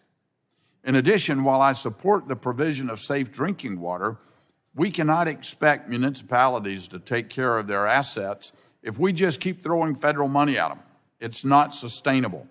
Third, it talks about changing the law for job creation. We already did that in 2018, and the Senate infrastructure law did it too. Finally, this amendment calls for oversight of regulatory efforts by EPA. This is already covered in a couple of places in the report, including this section. With all due respect, this is an attempt by Democrats to have set-aside oversight for their policy priorities. The voters have sent us here to do something else. And I urge a no vote, and I yield back, Madam Chair. Gentleman from the ranking member is recognized for 5 minutes. Thank you, Madam Chair. I support this amendment, and I do think it's important. I listened to what the gentleman from Ohio said, and the bottom line is that we do think that this is a policy priority, which is why we would like to see, or one of the reasons we'd like to see this amendment passed. And I disagree with the gentleman from Ohio with regard to the federal role, I think, from what he said, in that the states don't have the money. I mean, we know that when we talk about lead pipes, or we talk about Flint or Jackson, some of the other places where there are real problems, the bottom line is that these communities and states don't have the funding and haven't been able to provide the funding, which is why the federal government must step in. I mean, the bottom line is this amendment would strengthen the committee's oversight plan for drinking water infrastructure and regulation, an issue that affects every single one of our districts. And I welcome the majority's inclusion of this topic in the oversight plan, but their draft falls short of what is needed. Mr. Tonko's amendment addresses several important issues in serious need of this committee's attention: funding needs, opportunities for job creation, the ongoing lead crisis, climate change, and emerging contaminants. The Safe Drinking Water Act has not been updated for 20 years, which has put our drinking water at risk. And challenges at drinking water systems in Flint and Jackson, just as examples, have highlighted the need for action, but water systems nationwide are in dire need of dramatic improvements. Now, this committee has, in the last few years, been hard at work investigating these issues and offering solutions. And I do have to say, again, I know it's easy for me to criticize the Senate, but I can't help myself. If you remember that we passed legislation here in the House, and then as often is the case with the Senate, they wanted to insist on their own version, and the bipartisan infrastructure law passed the Senate. The problem with the Senate is you need 60 votes, right? And of course, they often insist on their versions of the bill and just ignore ours, or at least don't include a lot of the things that we'd like to include if we had a conference. And so the bipartisan infrastructure law included a historic investment in drinking water. There was strong focus on infrastructure, lead contamination, and PFAS. And that funding will go a long way towards improving our water infrastructure and ensuring clean water for all. But I don't like the fact that, that we don't end up passing authorization bills and everything ends up in the omnibus or the end of the year government spending bill, because it just means that a lot of times what we do here gets postponed and we have to wait for the Senate to get the 60 votes to pass a funding bill, and then we include all these authorizations in there, but it falls short many times because it's an appropriations bill and it doesn't include a lot of the things that we spend time on. And I don't even like the fact that we have to do so much in the lame duck. But unfortunately, this is the reality. The fact of the matter is that more is needed on this issue. My colleagues have put forth proposals like Ranking Member Tonko's Aqua Act, Ms. Blunt Rochester's Low-Income Water Assistance Bill, and Ms. Dingell's leadership on PFAS. And these proposals represent solutions to the outstanding drinking water issues that this committee should take up. I believe safe drinking water is a fundamental right, and our oversight plan should reflect the issues Americans are facing today. It is a priority. When they turn their taps on, they should have clean water. So I encourage my colleagues to support this amendment, and I yield back. Would the gentleman yield for just a moment? Oh, sure. And I do share some of your frustration about the Rules Committee, is it? No, it's not about the rule. Well, it's about the House rules in general, and I do share some of your concerns about the activities of the Senate. But I just have to say, as a former member of the minority on this committee, I was pretty frustrated the way we were treated, and you complained about things being rolled into big omnibus bills. What about all the stuff that went into reconciliation bills?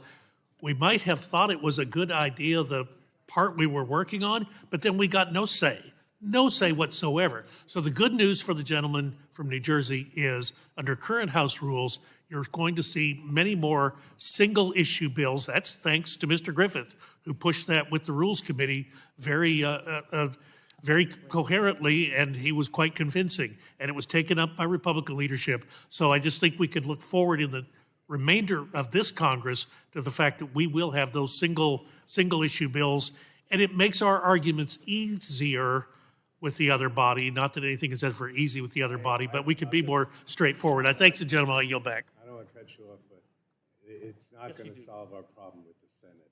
We're still going to have to work hard to get these things past the Senate. But I yield back.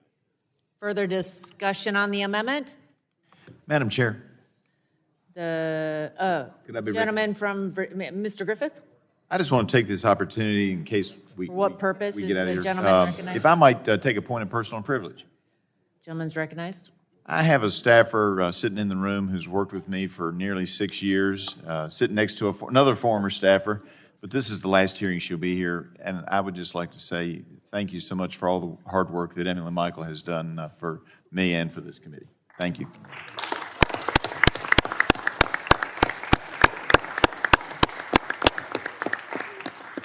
Very good. Any further discussion on the amendment? Seeing no further discussion, the vote occurs on the amendment. A recorded vote has been requested. The clerk will call the roll. Mr. Burgess. Mr. Burgess votes no. Mr. Latta. It is. Mr. Latta votes no. Mr. Guthrie. Mr. Guthrie votes no. Mr. Griffith. Mr. Griffith votes no. Mr. Bilirakis. Mr. Bilirakis votes no. Mr. Johnson. Mr. Johnson votes no. Mr. Bouchon. Mr. Bouchon votes no. Mr. Hudson. Mr. Hudson votes no. Mr. Wahlberg. Mr. Wahlberg votes no. Mr. Carter. Mr. Carter votes no. Mr. Duncan. Mr. Duncan votes no. Mr. Palmer. Mr. Palmer votes no. Mr. Dunn. Mr. Dunn votes no. Mr. Curtis. Ms. Lesko. Ms. Lesko votes no. Mr. Pence. Mr. Pence votes no. Mr. Crenshaw. Mr. Joyce. Mr. Joyce votes no. Mr. Armstrong. Mr. Armstrong votes no. Mr. Weber. Mr. Allen. Mr. Allen votes no. Mr. Balderson. Mr. Balderson votes no. Mr. Fulcher. Mr. Fulcher votes no. Mr. Pfluger. Mr. Pfluger votes no. Ms. Harshbarger. Ms. Harshbarger votes no. Ms. Miller-Meeks. Ms. Miller-Meeks votes no. Ms. Kamick. Ms. Kamick votes no. Mr. Olbernolte. Mr. Olbernolte votes no. Mr. Pallone. Mr. Pallone votes aye. Ms. Eshoo. Ms. DeGette. Ms. DeGette votes aye. Ms. Schakowsky. Ms. Schakowsky votes aye. Ms. Matsui. Ms. Matsui votes aye. Ms. Castor. Mr. Sarbanes. Mr. Sarbanes votes aye. Mr. Tonko. Aye. Mr. Tonko votes aye. Ms. Clark. Ms. Clark votes aye. Mr. Cardenas. Mr. Cardenas votes aye. Mr. Ruiz. Mr. Ruiz votes aye. Mr. Peters. Mr. Peters votes aye. Ms. Dingell. Ms. Dingell votes aye. Mr. Veazey. Mr. Veazey votes aye. Ms. Custer. Ms. Kelly.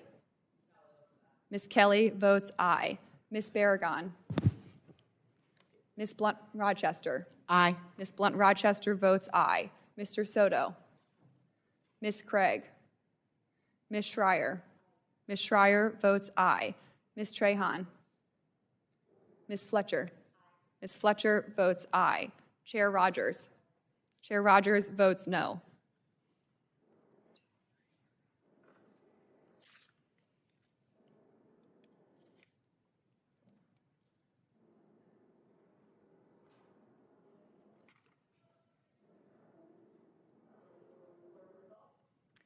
Chair Rogers, on that vote, there were 16 ayes and 26 noes. The amendment is not agreed to. Are there further amendments?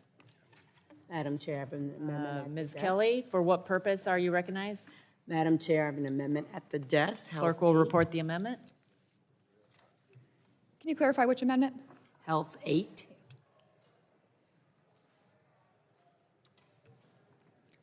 Amendment to the draft oversight plan offered by Ms. Kelly. Thank you. Ladies Last recognized year, for 5 minutes in support of her amendment.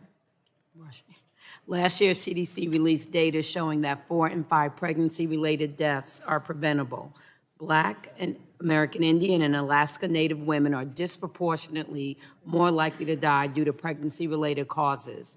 This is unacceptable. In 2018, I introduced the Mamas Act, my comprehensive bill to address the maternal mortality and morbidity crisis. Medicaid and CHIP pay for approximately 40% of births. 53% of deaths occur between 1 week and 1 year after birth. That is why one of the most important pieces of the Mamas Act would extend Medicaid postpartum coverage from 60 days to 1 year. I was very proud that the American Rescue Plan included a policy that I pushed with a strong support from this committee that would give states the option to cover new mothers on Medicaid for 12 months postpartum. I'm also proud of the bipartisan work that this committee did to ensure that the Medicaid postpartum state plan option was made permanent as part of the FY23 appropriations bill. As part of the oversight work of this committee in the 118th Congress, I offer this amendment to implore you to examine the implementation and adoption of the state's additional authority to cover women for 1 year postpartum. I also ask that the committee determine additional steps that must be taken to address the maternal mortality crisis. I am disappointed that this is not already part of the oversight plan. Lives are at stake, women continue to die, and we need to act. I look forward to my colleagues on both sides of the aisle supporting this important amendment, and I yield back. Is there further discussion on the amendment? Mr. Burgess is recognized. Thank you. And let me just first say at the outset, I know the gentlelady and I have worked on a number of these issues over the years, and I appreciate her willingness to work with our office. But this amendment, as it stands, does fall into the broad category of being duplicative. Look, the committee already has set forth significant efforts on some of the reauthorizations we have ahead of us. The Preemie Reauthorization Act, the Preventing Maternal Deaths Reauthorization Act, both of which were signed into law several years ago and require reauthorization this year. So that will be a good basis from which to work. And, you know, I do just have to say, and I do agree with the increase in the time for postpartum coverage. The difficulty has been, and the gentlelady knows this, and I appreciate her work on this, on making this an option for states, an option to extend the state plan amendment to include postpartum coverage for a year. I'm still working on my counterparts in the State House in Texas, trying to make certain that they understand that this is not an expansion of Medicaid. This is an existing population that Medicaid already covers. But here's the problem. When the state of Texas passed a law in its last legislative session to extend from 3 months to 6 months the time in postpartum coverage, what happened? It was refused by the Center for Medicare and Medicaid Services. I can't get from them a good answer why, other than perhaps they are just trying to apply additional pressures to states like Texas that are the so-called non-expansion states. So I've been working on that this past year. I have been trying to get CMS to explain to me why they won't include Texas's 6 months. And yes, perhaps in this next legislative session that they're already in, Texas only meets every 2 years. Perhaps in this legislative session, we will be successful in getting that extended to a full year. But currently, it is the agency that has created more problems. Our legislation, in fact, was good, and it would have applied, I think, had the agency not interfered. Look, there is no person on this committee on either side of the dais that doesn't understand the very devastating nature of maternal mortality. We've had good hearings on this in the past. And I'll just share with you, and I hope the committee takes this seriously, there is variability amongst hospitals in this country. And that is probably where we can focus our oversight activity. And I think that's included as part of the plan, of the broad oversight plan. But that's where we need to focus. It's not so much on just adding additional language to this oversight plan. It's the follow through. It's looking into the data. And I think we have an obligation to make certain that every hospital in this country is performing up to standards. If they're not, then let's not be punitive. Let's help them understand and get up to those standards. And if they can't, then perhaps this committee would need to take action. But I do appreciate the gentlelady's work on this. I'm going to oppose this amendment and encourage people to vote no on the amendment. I think we've got this covered, and I'll yield back. Will the gentleman yield? Yes, I'll be happy to yield. I also want to comment on this. I agree with the comments of Dr. Burgess, and as a physician, I've also worked on this. I want to focus on what he mentioned about the disparity between different hospital systems. Where Dr. Burgess did his training at Parkland Hospital, testified in front of our committee, and they have outstanding data as it relates to this, and they serve an underprivileged, high density of Medicaid patients. So it's a great thing that we've offered states to extend this by increasing their FMAP if they do for a period of time. But we do need to look at the disparity between hospital systems and hold hospitals that have poor data in this area accountable. There are ways that we can fix this. Parkland Hospital is an example of that. And I'll yield back. Will the gentleman yield? I'll be happy to yield what little time I have left. I don't disagree with what you said, and part of my legislation does deal with looking at best practices. Why does it happen in some hospitals and it does not happen in others? And if there's anything I can do to help with CMS, I would gladly work with you to do that. I'll yield back to the chair. Further discussion on the amendment? Seeing none, the vote will occur on the amendment. A recorded roll call has been requested. The clerk will call the roll. Mr. Burgess. Mr. Burgess votes no. Mr. Latta. Mr. Latta votes no. Mr. Guthrie. Mr. Guthrie votes no. Mr. Griffith. Mr. Griffith votes no. Mr. Bilirakis. Mr. Bilirakis votes no. Mr. Johnson. Mr. Johnson votes no. Mr. Bouchon. Mr. Bouchon votes no. Mr. Hudson. Mr. Hudson votes no. Mr. Wahlberg. Mr. Wahlberg votes no. Mr. Carter. Mr. Carter votes no. Mr. Duncan. Mr. Duncan votes no. Mr. Palmer. Mr. Palmer votes no. Mr. Dunn. Mr. Dunn votes no. Mr. Curtis. Mr. Curtis votes no. Ms. Lesko. Ms. Lesko votes no. Mr. Pence. Mr. Pence votes no. Mr. Crenshaw. Mr. Joyce. Mr. Joyce votes no. Mr. Armstrong. Mr. Armstrong votes no. Mr. Weber. Mr. Weber votes no. Mr. Allen. Mr. Allen votes no. Mr. Balderson. Mr. Balderson votes no. Mr. Fulcher. Mr. Fulcher votes no. Mr. Pfluger. Mr. Pfluger votes no. Ms. Harshbarger. Ms. Harshbarger votes no. Ms. Miller-Meeks. Ms. Miller-Meeks votes no. Ms. Kamick. Ms. Kamick votes no. Mr. Olbernolte. Mr. Olbernolte votes no. Mr. Pallone. Mr. Pallone votes aye. Ms. Eshoo. Ms. DeGette. Ms. DeGette votes aye. Ms. Schakowsky.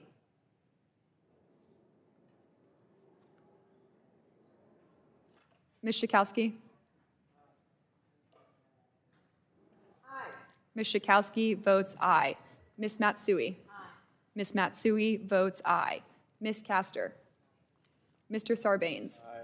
Mr. Sarbanes votes aye. Mr. Tonko. Aye. Mr. Tonko votes aye. Ms. Clark. Ms. Clark votes aye. Mr. Cardenas. Mr. Cardenas votes aye. Mr. Ruiz. Mr. Ruiz votes aye. Mr. Peters. Mr. Peters votes aye. Ms. Dingell. Ms. Dingell votes aye. Mr. Veazey. Mr. Veazey votes aye. Ms. Custer. Ms. Kelly. Ms. Kelly votes aye. Ms. Barragon. Ms. Blunt-Rochester. Ms. Blunt-Rochester votes aye. Mr. Soto. Ms. Craig. Ms. Schreier. Ms. Schreier votes aye. Ms. Trahan. Ms. Fletcher. Ms. Fletcher votes aye. Chair Rogers. Chair Rogers votes no.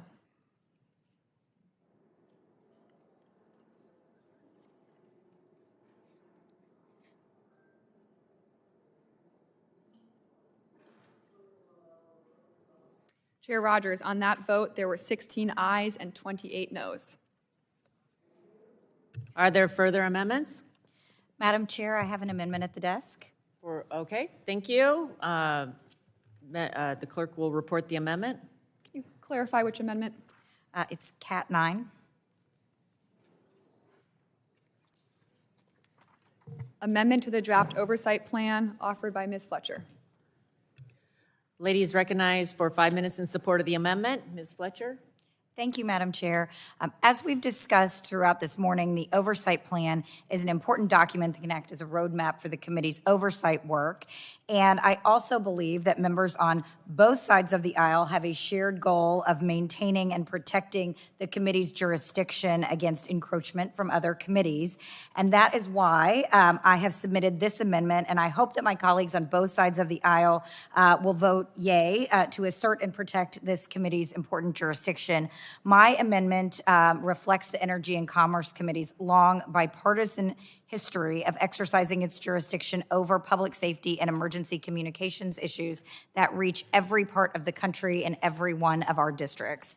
These emergency communications issues, by their very nature, often involve and invoke multiple agencies and issues within the committee's jurisdiction. These agencies include the FCC and NTIA, as well as the Emergency Communications Division of the Cybersecurity and Infrastructure Security Agency at the Department of Homeland Security. And while I am pleased to see FCC and NTIA included in this document before us today, it appears that the proposed oversight plan for this Congress, the 118th, omits the Emergency Communications Division at CISA, despite being included in past oversight plans, including in the last Congress, and it is an agency well within the committee's purview. So, I hope that, with no pun intended, that this is an oversight in the plan, and that we can simply insert the Emergency Communications Division back into the oversight plan, which is the simple text of the draft of my amendment that's included today. So if my amendment's adopted, it would ensure our bipartisan interest in maintaining the status quo of public safety communications in this section of the oversight plan, which was otherwise unchanged from the 117th Congress. Thank you, and I yield back. Further discussion on the amendment? Madam Chair. For what purpose does the gentleman seek recognition? Thank you, Madam Chair. To strike the last word, speak against the amendment. Gentleman's recognized for 5 minutes. Well, thank you very much, Madam Chair. The amendment is redundant. The plan already includes oversight of public safety communications, including efforts by local, state, and federal government officials. This includes officials from the Emergency Communications Division within the Department of Homeland Security. It also ensures first responders have interoperable communication capabilities is a priority for the committee. And just to digress to when we were having the hearings in here, I can still remember so plainly when FirstNet was up, we were hearing from mainly the federal officials what they wanted, but our state officials were very concerned about what was going on. And I can still remember to this day that officials from Maryland and Ohio came in to testify because we wanted to make sure that everyone was being heard, especially those individuals on the state side. It was a bipartisan effort as we went forward, and so Republicans and Democrats agreed at that time. The committee will examine the progress being made by FirstNet Authority and will conduct oversight regarding the implementation of next generation 911 services. This has been a bipartisan focus of the committee for multiple Congresses. So, Madam Chair, I would ask a no vote on this amendment. Thank you. I yield back. Further discussion on the amendment? Seeing no further discussion, vote occurs on the amendment. A roll call has been requested. The clerk will call the roll. Dr. Burgess. Votes no.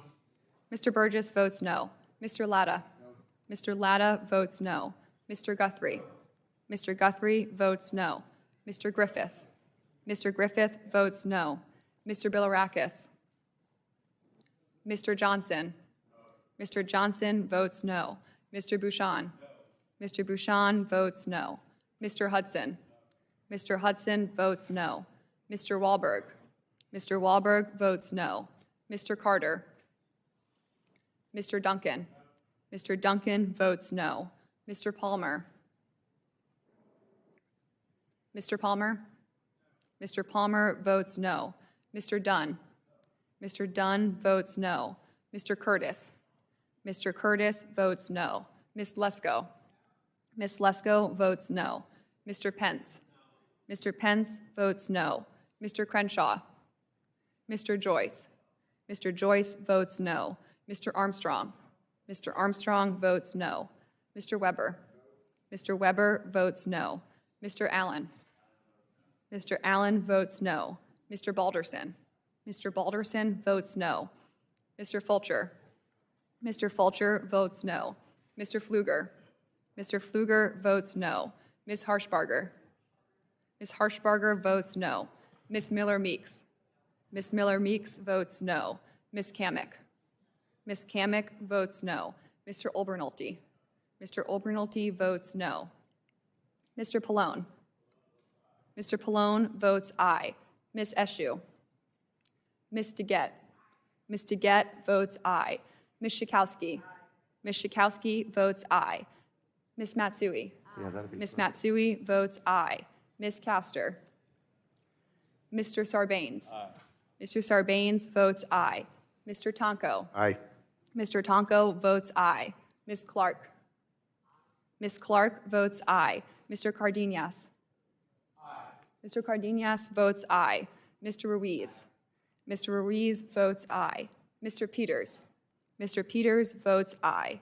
Ms. Dingell. Ms. Dingell votes aye. Mr. Veazey. Mr. Veazey votes aye. Ms. Custer. Ms. Kelly. Ms. Kelly votes aye. Ms. Barragon.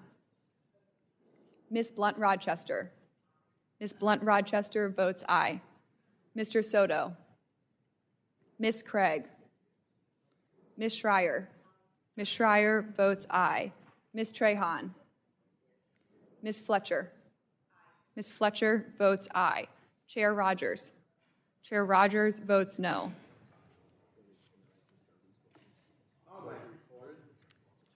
Mr. Bilirakis is not recorded. Mr. Bilirakis votes no. Carter is not recorded.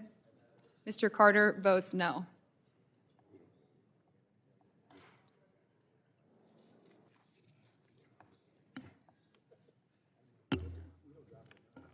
Clerk will report the result. Chair Rogers, on that vote, there were 16 ayes and 28 noes. Amendment is not agreed to. Are there further amendments? Madam Chair, I have an amendment at the desk. Mr. Ruiz, amendment will be reported. Clerk will report. Health 9. Amendment to the draft oversight plan offered by Mr. Ruiz. Gentleman's recognized for 5 minutes in support of his amendment. Thank you, Madam Chair. My amendment changes the language of the Energy and Commerce's Committee's oversight plan that pertains to the historic drug pricing provisions that became law last year. Ooh, that was a long sentence. The Inflation Reduction Act took concrete steps to cap the out-of-pocket cost of insulin at $35 per month, empower Medicare to begin negotiating directly for the price of prescription drugs, and implement long-term solutions to improve the quality of care in this country. I was proud to have fought for these policies last Congress, and I'm even prouder to see that they are already making a difference. As of the first of the year, insulin copays have been capped at $35 per month for Medicare beneficiaries enrolled in Part D coverage. These savings could not come at a more critical time. Medicare Part D beneficiaries spent $1 billion out of pocket on insulin in 2020, which is more than 4 times the amount spent in 2007. Without Congress's action on insulin, it's likely that costs would have only increased for this pennies-to-make drug and left countless seniors continuing to struggle to access this life-saving medication. The current oversight plan makes no mention of how seniors will benefit from this landmark legislation. HHS estimates that if the insulin cap were in place for Medicare beneficiaries in 2020, 1.5 million seniors across the country would have saved an average of $500 on insulin for the year. In addition, a recent study found that the Medicare drug price negotiation provisions would have saved the U.S. $26.5 billion, or 5% of all drug spending between 2018 and 2020. That's real money. That reduces the nation's deficit and our future debt. That's good fiscal management, a win-win for seniors and management of our nation's budget. And yes, pharma has to start competing as it should be. And yet, my House Republican colleagues have introduced a bill that would repeal the Inflation Reduction Act. I'm disappointed that this is what it's come to, a push to undermine a transformative piece of legislation that will improve the lives of millions of Americans in an attempt to score cheap political points. They're singing the same tunes as they were when their disastrous attempt to overturn the Affordable Care Act failed. And just like in 2017, they will not suppress our efforts to make health care more accessible for all Americans. My amendment would ensure that Americans are made aware of how the Inflation Reduction Act's drug provisions will work for them. With that, I urge all of my colleagues to support this amendment, and I yield back. Is there further discussion on the amendment? Madam Chair, For what purpose does the gentleman seek recognition? to strike the last word and speak on the amendment. Gentleman's recognized for 5 minutes. Thank you, Madam Chair. I appreciate the amendment, but I believe it's unnecessary. We are going to look at the Inflation Reduction Act, and the oversight plan is clear that we're going to have oversight of the Inflation Reduction Act. In doing so, we intend to make the American public fully view of what the law says. I have for the record, a Wall Street Journal article that says the West drug price self-sabotage, a lesson from Europe for America on how price controls reduce access to treatments and cures. The thing about less cures coming from the Inflation Reduction Act, it's not something that's an unintended consequence. It was fully debated and accepted by the other side in order to pass the Inflation Reduction Act. We talked about that. CBO said 10 to 15. We have 2 drugs that have already been pulled from study. One was a treatment for a rare eye disorder because of the Inflation Reduction Act. And on Tuesday, Eli Lilly said it's counseling work on a drug for certain blood cancers because of the Inflation Reduction Act. There are areas of the Inflation Reduction Act we 100% agreed on. We agreed that capping out-of-pocket caps on insulin, out-of-pocket caps on Medicare Part D. It was in the HR 19, which Wasn't a bipartisan bill, I'm not going to say that, but every provision in H.R. 19 had a bipartisan root to it. It also, smoothing of premiums. We all agreed on that. It also, the Inflation Reduction Act repealed the rebate rule that the Trump administration put in, because the problem with the growth of insulin over the last few years in all drugs is the difference of list price and net price. And we're going to get to the bottom of the delta between list price and net prices, but if you pay net price at the counter, which you would have under the Trump rule, then you would have had the insulin at the price that people can afford to pay, not at the several $100s people are having to pay now. But that went away because of the Inflation Reduction Act. So we're going to have full debate on the Inflation Reduction. Also, after the first of the year, 1,000 drugs during the month of January have raised their launch prices because of the government controls moving forward. So remember, you can't pay what Europe pays and not get what Europe gets. We need to debate that. We need to make sure that we have access to these life-saving cures. We want lower drug prices. We want more cures. And we could do that. We could have done that with H.R. 19. Unfortunately, we went down the other path. I suggest that my colleagues vote against this amendment. And let's do oversight. And let's debate the Inflation Reduction Act as we move forward. I look forward to that debate. And I yield back. Further discussion on the amendment? If there's no further discussion, the vote occurs on the amendment. A recorded vote has been requested. The clerk will call the roll. Mr. Burgess. Mr. Burgess votes no. Mr. Latta. Mr. Latta votes no. Mr. Guthrie. Mr. Guthrie votes no. Mr. Griffith. Mr. Griffith votes no. Mr. Bilirakis. Mr. Johnson. Mr. Johnson votes no. Mr. Bouchon. Mr. Bouchon votes no. Mr. Hudson. Mr. Hudson votes no. Mr. Wahlberg. Mr. Wahlberg votes no. Mr. Carter. Mr. Carter votes no. Mr. Duncan. Mr. Palmer. Mr. Palmer votes no. Mr. Dunn. Mr. Dunn votes no. Mr. Curtis. Mr. Curtis votes no. Ms. Lesko. Ms. Lesko votes no. Mr. Pence. Mr. Pence votes no. Mr. Crenshaw. Mr. Joyce. Mr. Joyce votes no. Mr. Armstrong. Mr. Armstrong votes no. Mr. Weber. Mr. Weber votes no. Mr. Allen.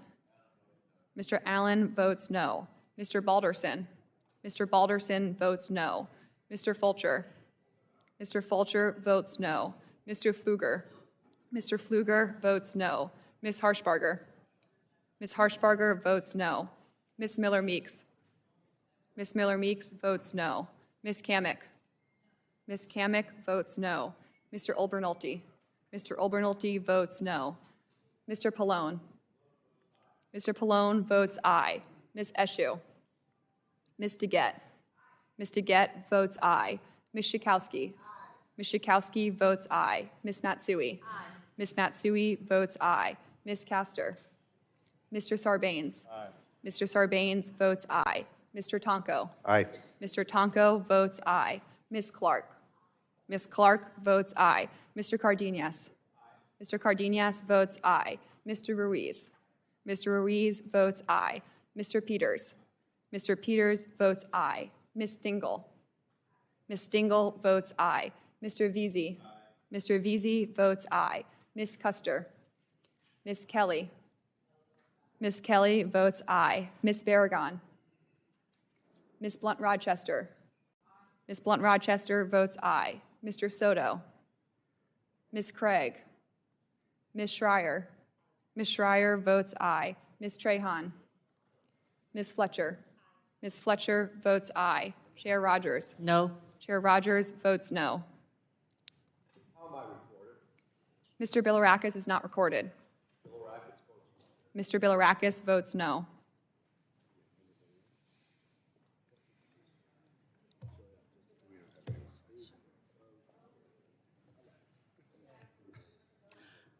The clerk will report the result. Chair Rogers, on that vote, there were 16 ayes and 27 noes. The amendment is not agreed to. Are there further amendments? Question now occurs on approving the resolution to adopt the committee authorization and oversight plan for the 118th Congress. All those in favor shall signify by saying aye. Aye. All those opposed, no. The ayes have it. The resolution is approved. Without objection, the staff is authorized to make technical and conforming changes to the legislation considered by the committee today. So ordered. Without objection, the committee stands adjourned. All right.